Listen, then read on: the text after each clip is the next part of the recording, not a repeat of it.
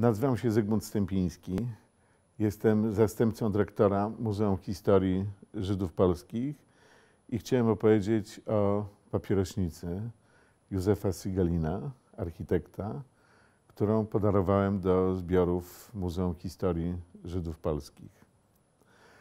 To jest dla mnie niezwykle cenna pamiątka, która łączy się z moim ojcem, jego przyjacielem i również moim przyjacielem, mimo że był dużo starszy, Józefem Sigalinem. Otóż obaj panowie razem ze Stanisławem Jankowskim Agatonem i Janem Knote odbudowywali Warszawę i otrzymali za zadanie zbudowanie trasy WZ. I krótka historia trasy WZ jest tak naprawdę opisana w środku tej papierośnicy. Mianowicie jest tam wygrawerowana perspektywa tunelu trasy WZ od strony Wisły oraz dwie daty.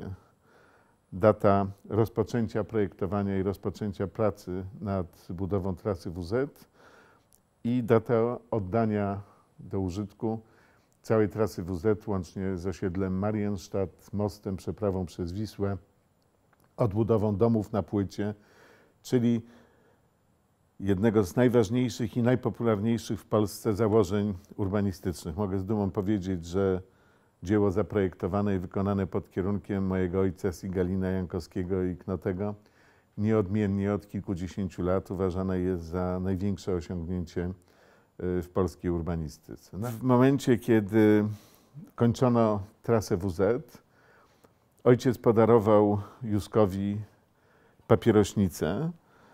Najpierw umarł ojciec, niedługo po nim umarł Józek Sigalin i któregoś dnia zadzwoniła do mnie Teresa, jego córka, i powiedziała: słuchaj, znalazłam w szpargałach ojca coś takiego i po prostu uważam, że to jest tak osobiste, że powinno to z powrotem trafić do ciebie, mimo że był to prezent, który ojciec dał mojemu ojcu. No więc oczywiście papierośnicę przyjąłem, dałem buzi i podziękowałem. I któregoś dnia, jak już pracowałem w muzeum, otworzyłem biurko, patrzę, leży papierośnica, zobaczyłem napis ponownie, który jest w środku i postanowiłem podarować tę papierośnicę do zbiorów muzealnych, ponieważ uważam, że ona opowiada czy dopowiada pewne rzeczy, które wiążą się z bardzo ważnym dla Polski, dla Warszawy wydarzeniem, a więc budową trasy WZ, a jest również takim dowodem przyjaźni dwóch ludzi, których pasja do architektury, do projektowania, a przede wszystkim do odbudowy Warszawy połączyła przyjaźnią na całe życie.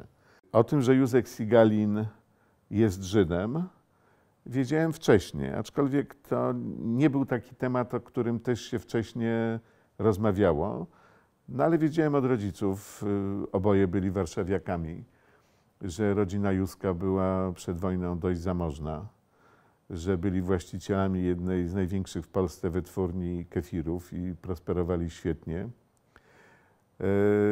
No a później były już tylko losy wojenne Józka, kiedy znalazł się na terenach wschodnich. Tam w stosownym momencie dołączył do Armii Polskiej. I potem był jednym z pierwszych ludzi, nawet nie wojskowych, ale specjalistów, którzy dostali się do Warszawy po jej wyzwoleniu 17 stycznia 1945 roku. Współautorem pierwszych raportów o zniszczeniu miasta i jednym z tych, którzy kładli podwaliny pod stworzenie całej struktury planowania, projektowania, a organizacji i instytucji, które miały zająć się odbudową Warszawy. I Józek zajmował się tym do śmierci. Warszawa była dla niego bezwzględnie najważniejsza.